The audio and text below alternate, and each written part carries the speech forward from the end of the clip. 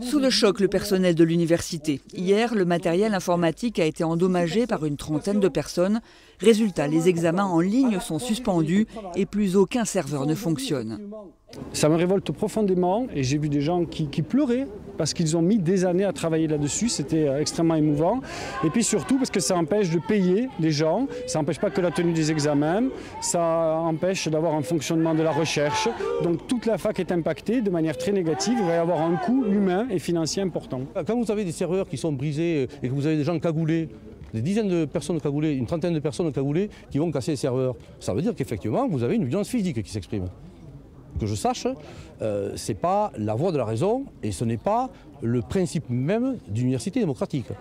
Depuis 3 semaines, étudiants grévistes et professeurs cohabitaient pacifiquement, mais cet acte de vandalisme a changé l'ambiance.